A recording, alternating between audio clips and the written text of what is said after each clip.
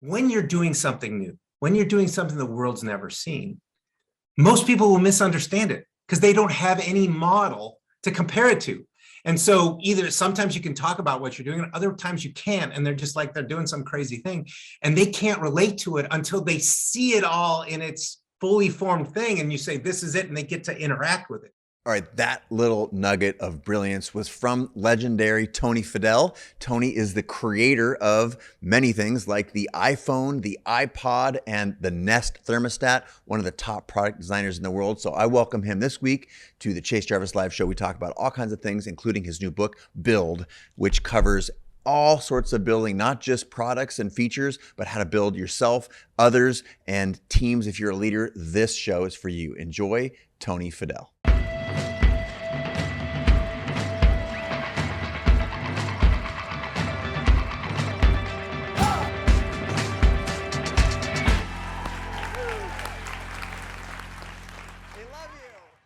Tony Fadell, thank you so much for joining. Welcome to the show. Chase, great to be here. Awesome. I'm so glad to have some time with you. Likewise. And for some time now, I've been digging into your new book called Build, but I always like to shut off the show for the handful of people who might not be familiar with you and your work. Orient us around, how you describe yourself to others, what kind of work you're interested in, and, why you think you may be a guest on the show, but just generally, what are you interested in, and what are some of the descriptors that you associate with yourself, your career, your past? How ought the audience be aware of you? Oh, wow. Let's see. Well, I'm not young, so there's a lot of things. So let's see. First, I guess I would say I'm an engineer by training, by education, so a computer engineer. And went on to, design and engineer all kinds of different products early on in my career in the first 10 years in Silicon Valley. But I'm really a designer and inventor of the iPod.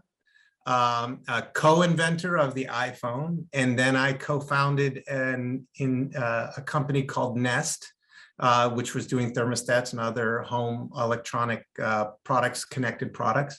And now, most recently, I'm a New York Times bestselling author of Build. So lots of different things. And I forgot. And I'm also an investor. So I invest in deep tech companies, disruptive deep tech companies around the world, helping the climate, our societies, and our health, and spending a lot of time on that. And the reason why the book happened was because I had all the same questions from all the companies that we mentor. And so I decided to write it all down so I didn't have to drone on and tell the same stories hundreds and hundreds of times.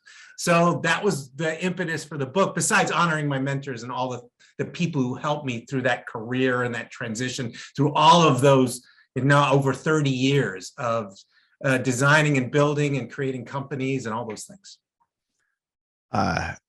Obviously, that is a resume that few people can match. So those are some of the most important and game-changing products of our generation.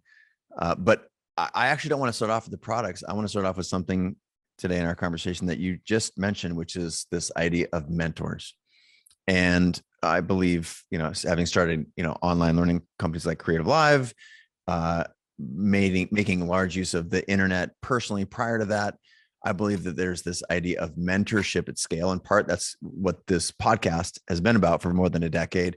And largely books, you put your very best ideas, you put, I don't want to put words into your mouth about how many years you've been doing this, but a lifetime, I'll say, of information into this book such that other people can take that information.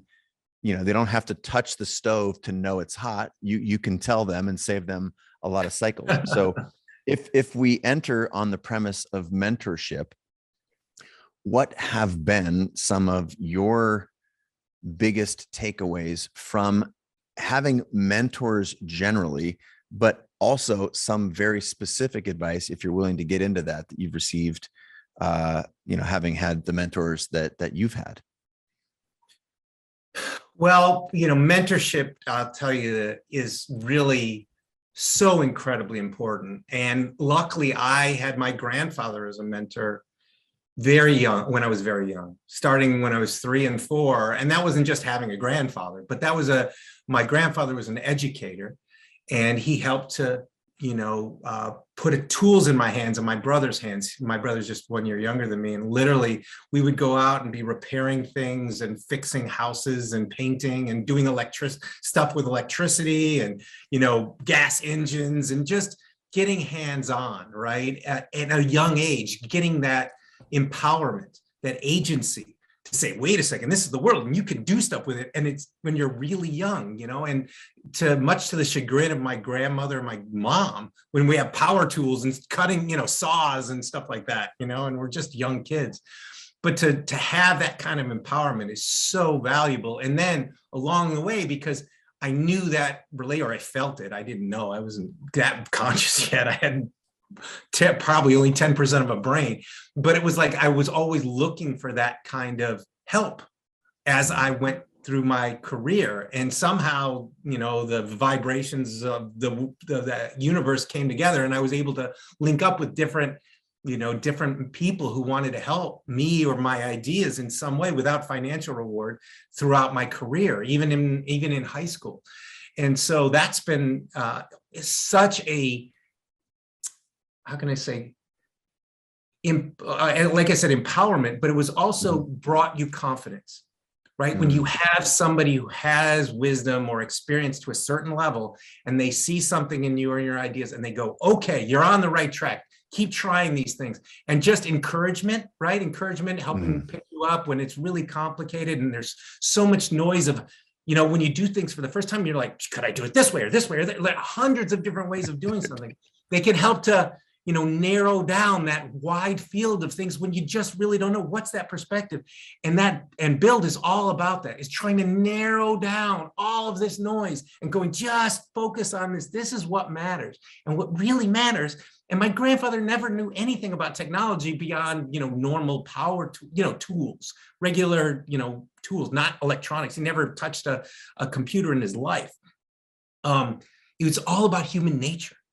Yeah. Mentors, the best mentors I've had they're not the smartest technical people. Sure, there are those, but these are people who really understood people, organizations, teams, and all the things that, come together to create something, because you don't usually just create in a vacuum. You're not just the sole thing. Even this book was done with a team, right? Not just from the ideas obviously are mine and the words are mine, but all of the other things around it. So having that mentor, having that, so you can focus on the things that really matter, the different thing that you're trying to materials, where all the other stuff can be like cut away. That's just so important to me and has been an enabler for me for my career.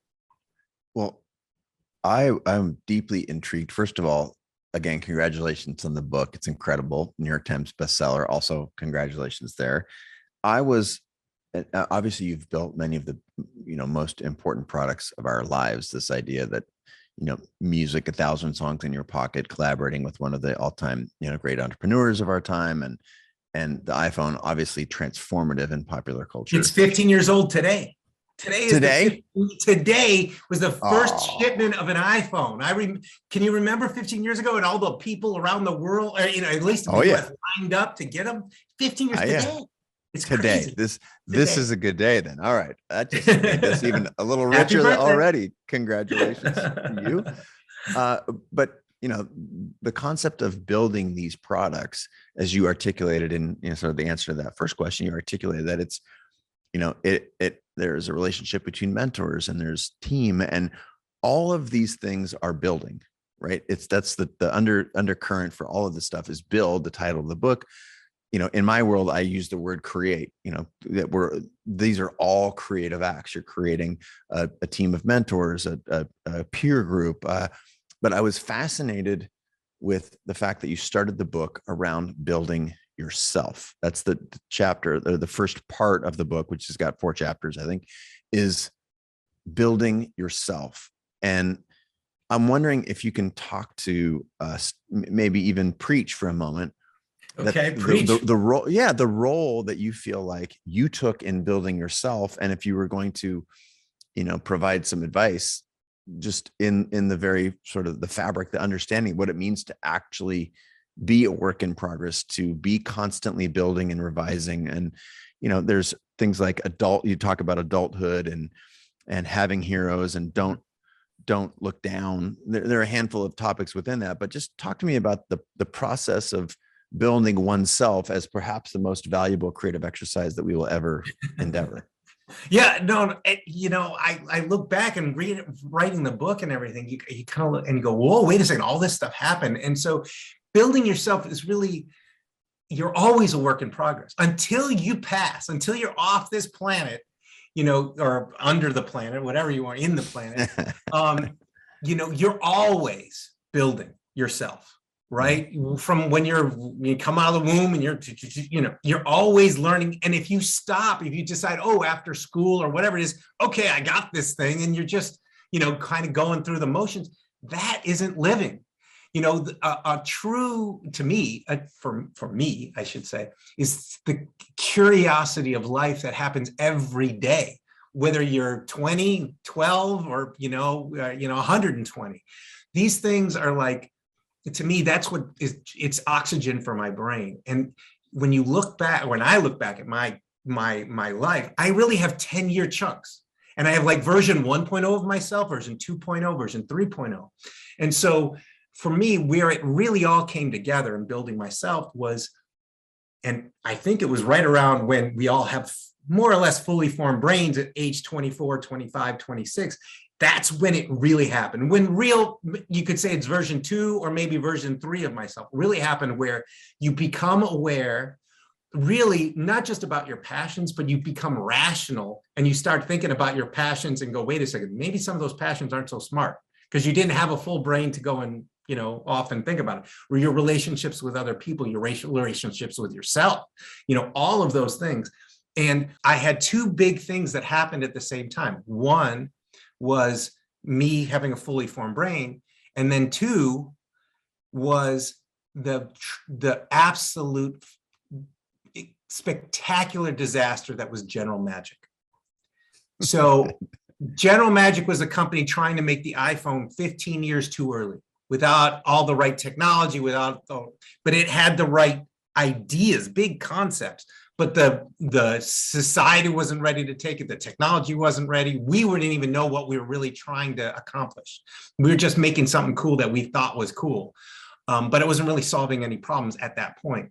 And so having that spectacular failure, plus my brain and me saying, I got to press the reset button, because I was so far off of being balanced as an individual. I was socially unhealthy, mentally unhealthy, physically unhealthy, that I was like, I had to, and my brain was there and said, okay. And then I had to reboot my whole system. Like I had to it wasn't just an upgrade of my operating system. It was like a whole new operating system, going from the Apple II to the Mac, or, something like that. And that was the work. That was really where the big work was, where you learn about not just the thing you're passionate about, but the human nature and how they come together, your human nature, building yourself, and then how you relate to the world. Right. And so that was one version. And then the next version after that was tons of, that was lots of failure then. And then the next version was being really a leader, a true leader in that sense. And then after that, it continues on. Then there was being a father and all the other stuff. But I think, you have to continue to keep learning, and there will always be versions of yourself. And if you're not, then you're probably not trying. You're not trying to find a new version of yourself, because you can always improve. You can always find new things, and there's new ways of being and new things of learning, because not everything your parents and the environment you grew up taught you was all the right things.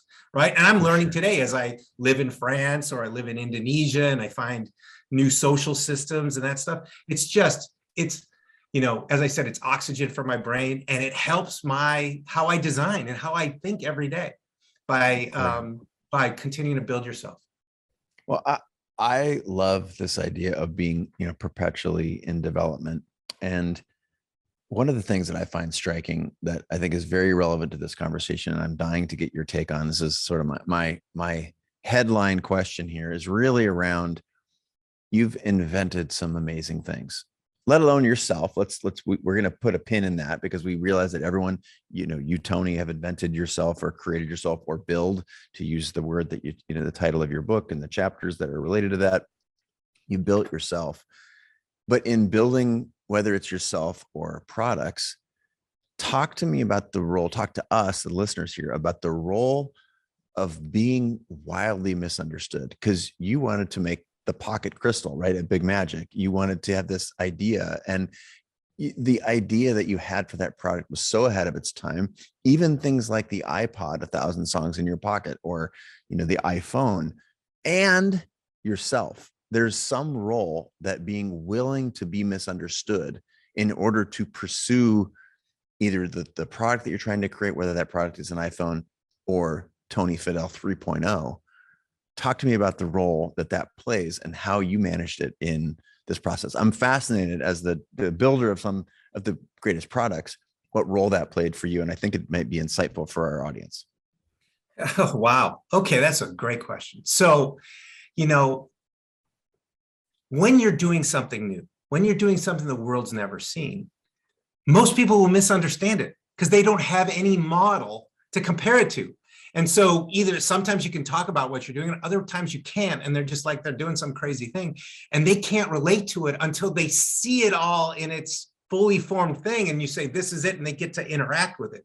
By just talking about it, unless you're talking to another geek who really understands that kind of nuance or whatever, people are just like, huh? Everyone's always looking at me like, like, you're nuts, you're crazy, you're like, whatever. And it's having that gut reaction, having that you can envision what that thing looks like, even though you might not be able to articulate it yet because you're still working on it. You go, oh, and it's that productive struggle of like, I got to get it out there and try to talk about it, put some words around it. But when you see it, for me at least, when I see it and I see that vision of what it could be, that's what drives you. And then what you're trying to say is, yes, I believe it's going to revolutionary. I just don't have the right words to describe it yet. And what I've learned is the sooner you can be understood while you're in development, not at the end, but while, or maybe even close at the beginning. You might not know all the details, but the more you can be understood at the beginning to the right people, not a wide range, just a set of smart people who are not just geeks, but want to think about customers and think about themselves possibly as the customer. They're really smart, and you can explain it to them in enough, simple terms, not geeky terms. And if they get it, you're probably on the right path, and you're doing something that's so new. And that, because you've worked so much on it, you can have a better kind of Occam's razor of when you're making decisions along the route to get it out to market, whatever that is.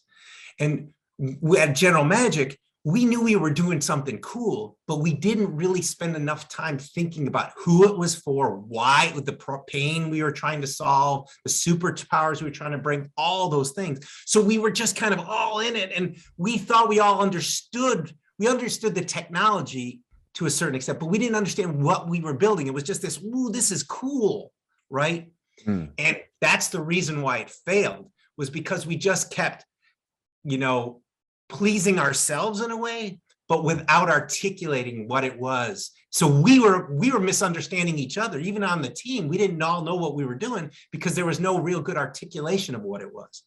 And so what I've learned through all this is the earlier you can do that and spend more time in that piece, the faster the thing can come out, and the more, I wouldn't say confident you are, but the more decisive you can be to get it to whatever state it wants to be that you've envisioned, because you've really thought through the customer journey and how you're going to describe it to people. To invoke our sort of the last point that we were swapping ideas around, this idea of building yourself, what role does this idea play of articulating what it is you're building?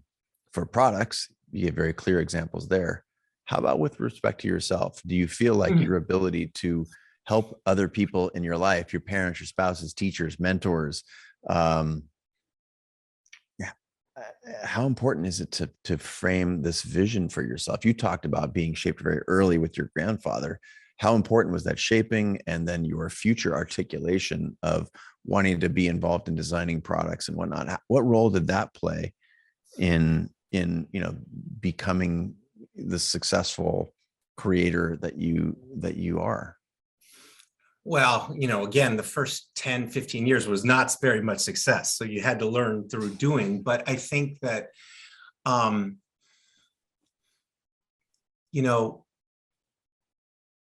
this might be the wrong kind of analogy, but you think about it and you go, when you go to AA, Alcoholics Anonymous, not that I was there, but the first thing is Sure. admitting that you have an issue so that you can, right? So I think it's really understanding that there's a problem and you're trying to solve that problem, whether that's for yourself or it's in a product or whatever. You're saying something's not right here. I need to go and you look in the mirror and go figure out what's not right. And so you can start to say, here's what doesn't feel right, because it usually starts with emotion. Yeah. And then you can start to put logic around it. But you got to say, something doesn't feel right. It's not working. Why is it not working? And you got to use the rational part of your brain to kind of use it as a mirror to look back. And then you can grasp those feelings and start to put some structure around it to help you. Oh, I need to do this now. I need to do that now. Right.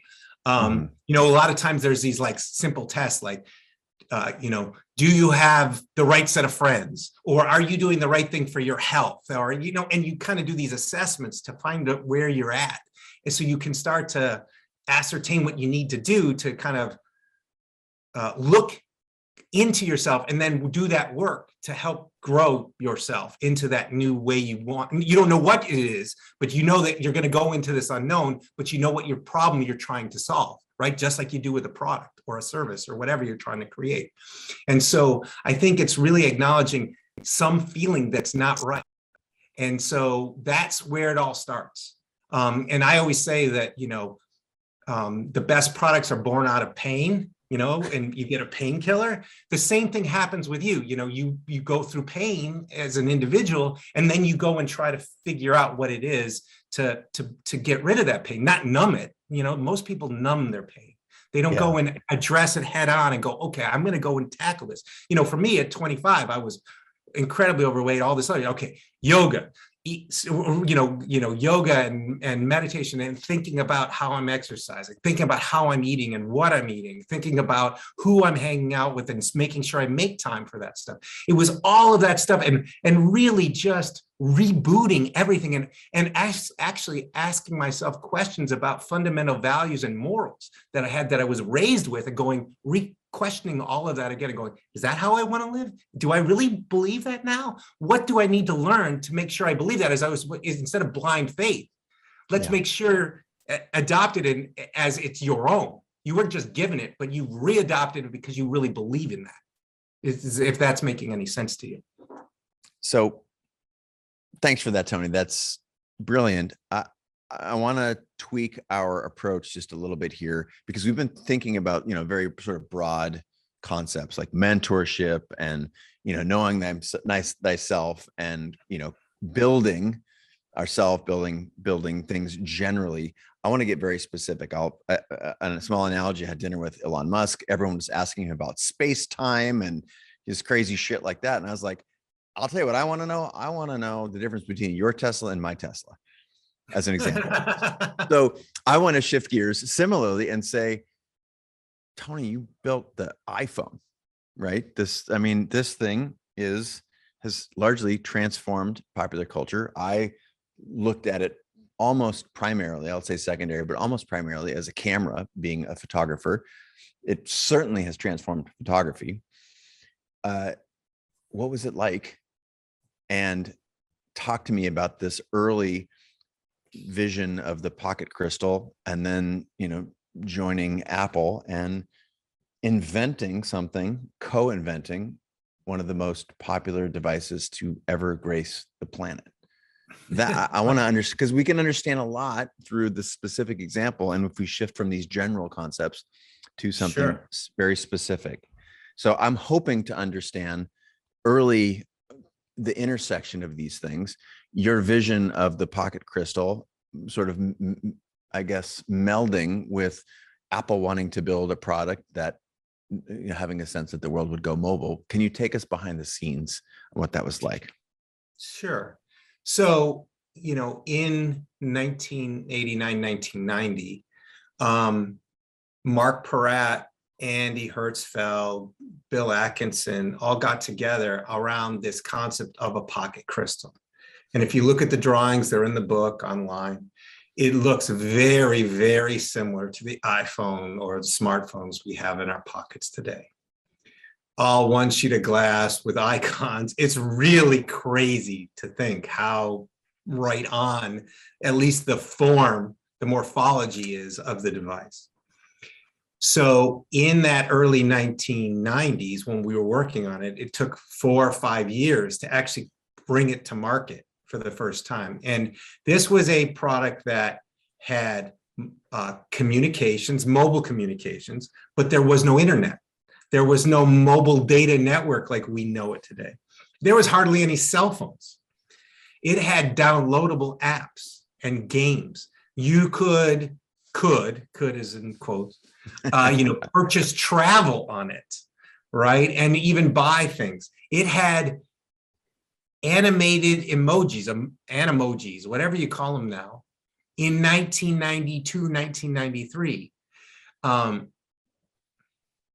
It had a whole, like, how to hook things up to it, a whole bus that I got to work on with keyboards and mice and all kinds of other stuff. Like, this was before the internet, before Wi-Fi, before just anybody even knew what online shopping was, all that stuff, even knew what email was. Most people didn't even email in 1991, 92.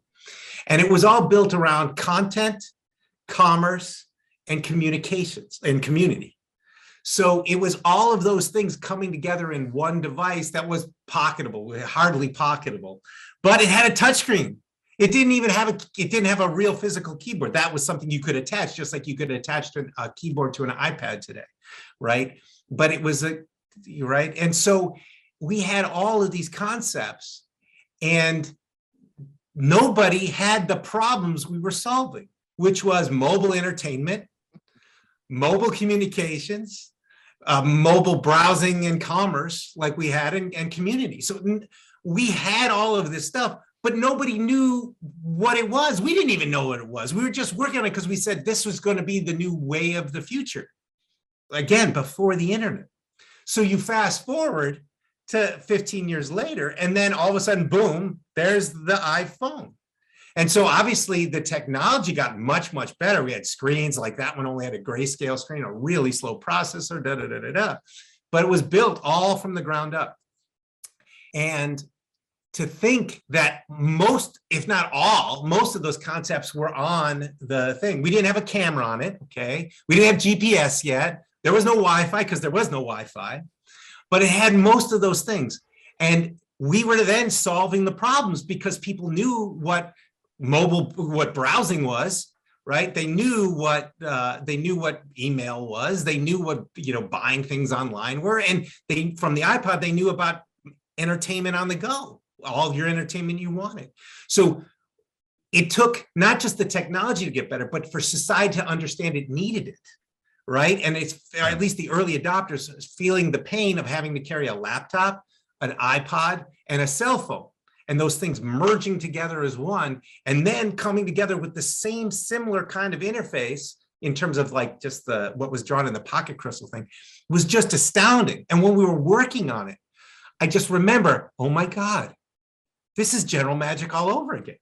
Like it just pop, pop, pop, pop, pop. And it was just like, this is amazing, especially given the disaster that was General Magic. It was over $500 million was just lost. It was supposed to be this biggest thing that was going to take down Microsoft. It was the craziest thing. There's a great movie about it that people should watch called the General Magic movie. And it goes into all those details. And you see where all those people went. And me and other people from there, now people are working on the Apple Watch and running the teams that do the Apple Watch, and eBay came out of there. So many things came out of there. And so it's just amazing how that if you even have the right idea, it can still flourish years later, even if you failed at it the first time. It's just about having all those pieces aligned, making sure that at least some people on the planet understand the problem you're trying to solve and feel the pain and go, yes, this is what I need. What was the thing that turned that painful failure of, of your original attempt, if you will, do you attribute anything to actually making it a success? Was it there a stick with itness, or was it you actually looking to be on a product development team that had this level of ambition or awareness, or, is there anything you can attribute to that? Your personal skills, or was it someone else seeing a vision in you, someone else seeing the thing, your failed attempt? And I use that in quotes because it could hardly be considered a failure if that helps Steve see what was possible with you to be able to recruit you to build these products. Like, what do you attribute to turning your first flaming failure into not soon thereafter, but eventually a success? Well, stick-to-itiveness. You brought it up. Stick with it. And so when I left General Magic, I said, here's the things that I thought were right about General Magic. And this is when the failure was happening at General Magic. And I was like, oh, wait a second, I'm going to reboot this device. I'm going to come up with my own concept for what I think the device should be. So I was like, it's got a keyboard. It's got to be built for mobile professionals, not consumers. It's got to be much more of a productivity device, blah, blah, blah, blah, blah. And so I went and pitched that to Philips Electronics. And Philips said, yes, that sounds great. Now you build it. I had never run a team. I had my own little startups in college and stuff and in high school, but I never had built a team in a real product. I was like, I was part of a team. And now it was like, your idea, now you go build it. I was like, oh my God. And I was 25 and I was like, okay. And so this was it started on that journey, whereas everyone was going off to do internet startups. I was just doing this other thing. People said, you're crazy. And I'm like, no, this has to exist. So I just wanted to materialize in the world and take those ideas and start to build on them. And so I did that part of Philips. And then I went to do my own startup, which was the precursor to the iPod, and then continue to do the device that became the iPod. And then it morphed into the iPhone. So this was just one long trajectory of something that I believe so much because I saw what it could be. It was just the timing wasn't right and the technology wasn't right. So I just stuck with it. And then the stuff at Philips was a critical success, not a commercial success for Philips because of Philips, but it was just going and going, it's going to get there. And so that is to me, really, heartwarming that we had the right ideas. They had the right ideas. They turned me on to those ideas and I was able to then take them in and, make them my own and just keep pushing. And then the right place, right time and everything. And it all came together. And so, it was stick-to-itiveness. You didn't fail. You said, you only fail if you choose not to learn and go on to continue. If you fail and you give up and say, I'm done. Okay. Yeah, that was a failure. But if you use that failure as a kind of spinning the flywheel to say, okay, what did we learn from it? How can we go? Because I really believe this is going to do. Then that's just the learning process and failure is just a piece of it. That's okay. Well, one of the things I love, thank you for that, we can all galvanize around that. I think it's this idea of quitting as a failure, stepping stone to success is a very clear metaphor. Also, there's another, the metaphor of build, right? We talked about it earlier on building yourself and the various different parts of the book with numerous chapters in there. I'm a big structure guy. I love the structure of the book. You're building all these different things, building yourself, building teams, but that's a very powerful metaphor, not dissimilar to sort of failure and whatnot. This idea of building, growing. An interesting thing that I did not expect in the book is you talk about parenting. And I'm wondering if, you connect this idea of building some of the best products in the world to your experience being a parent, because, I'm imagining our audience. There are a lot of people who, they identify our audience largely identifies as creators, entrepreneurs, freelancers, people who would be largely very inspired by your book. So it's a great audience fit. But there's this universality of, a lot of people don't connect building these products with parenting. I'm wondering if you can make that connection for us. Okay. Well, when you're, creating, you don't create kids, but you have kids, but,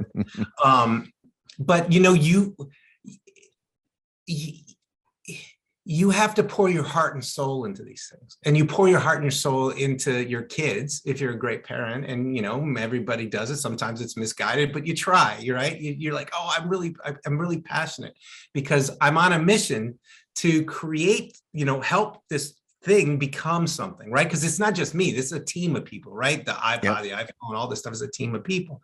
And so you have to look at it as you have an idea, and then you give it to the team, and that team manifests that idea, and you try to steer it and what have you, and you get it to that point. Now, obviously, there are certain times when you're going to set down the rules and say, no, it's going to be this way.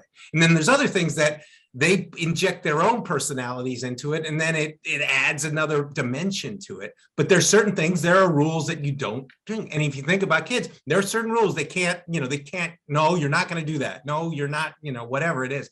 And you're trying to put your, morals and values in and put that in there and trying to get them to a certain point. But it still has to come from them, the team, not just you and top down, but it has to come from them. It's top down and bottom up. And so when you're building a team that's building a product, you have that kind of relationship, and that you're also trying to build the people on the team. Because a lot of people were doing stuff that the world's never seen before, just like the kids have never seen the world, and you don't know what they're going to be in the world. So you have to have this relationship and go, okay, I'm going to mentor you sometimes, I'm going to parent you sometimes, and sometimes I'm going to be the police. And you got to do all of that and do it with empathy for the team, but also for the customer, the thing that's going to be on the other side. And to me, that for a kid, that's who they're going to become. Right? Who are they going to become? So it's just it's all human nature. It's all human nature. You just don't imagine something and you down there go do it. It's about this interplay between all that, and then between the people. That includes families or their friends, on kids, and their siblings and what have you. It's all of that. And building a family unit is like, in some ways building a team. And there's this, I can't help but take away from the book the undercurrent of the ability to communicate to your customers or to your child, in this case, the ability to communicate the vision that you have, the narrative around a product, and the narrative that we all ought to have for this one precious life. So I want to take a moment and personally say thank you for the book. Again, what we've been discussing largely here, some big ideas, but also Tony's new book called Build, An Unorthodox Guide to Making Things Worth Making.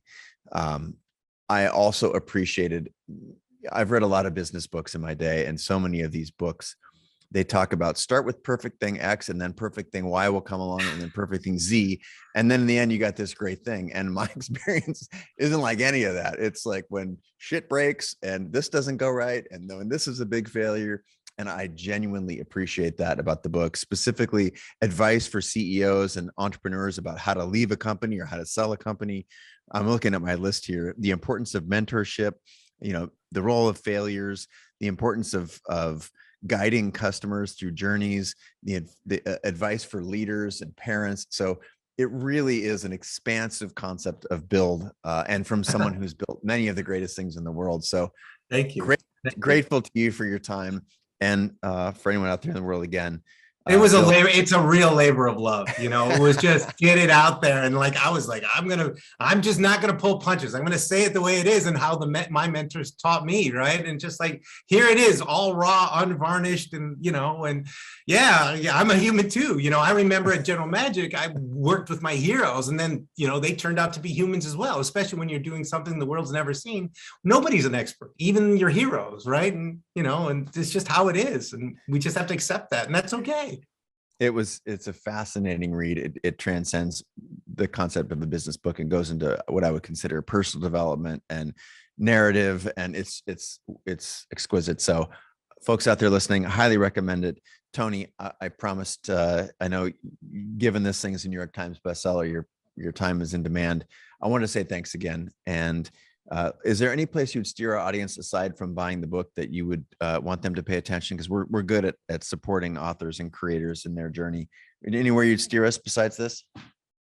Oh, to other books? Yeah, or just any other projects you're working on, you want us to pay attention to? Okay, yeah, no, I think social feeds. Yeah. I think that, I try to not be a personality in terms of on the socials, so to speak. So I only put out, information and not noise. So if you want to go to Tony T Fadell on Twitter or on LinkedIn, I'm there. Those are the two places I really engage with. And then the other one is at futureshape.com, where we have all kinds of places for creators to actually submit their plans for, because we invest, right? We have over 200 and some odd companies we invest in. So if they want to go there and submit a deck or what have you, and have us take a look, we're always looking for great companies really trying to help the planet or society or what have you. And so looking for those great entrepreneurs, because at the end of the day, we're just mentors with money, and we can't be retired. we just love creating, and we want to help others like I was helped. I only got here because I got help. Now it's all about giving back, whether that's the book or with Future Shape, to try to help these important missions really affect the planet in a positive way. Well, that is the rationale behind this show existing. So thank you for being a guest. Congratulations on the book. We'll go check out your mentorship program, and the Mentors with Money is a really good way to think about this. To get Tony's eyes on this, you know where to go, folks. Thanks again, Tony, for being on the show. Look forward to our next time. You're always welcome as a guest on the show. You just keep putting out these incredible products, whether they're books or iPhones, and you're always welcome here. Thank you very much for your time. Thank you so much. I love the questions, and I love that we're going really deep into the human nature and the creator, element. So thank you. Really appreciate it. And signing off for everybody out there in the world, pay attention to Tony's new stuff, especially his new book, Build. Until next time, from Tony and I, we bid you adieu.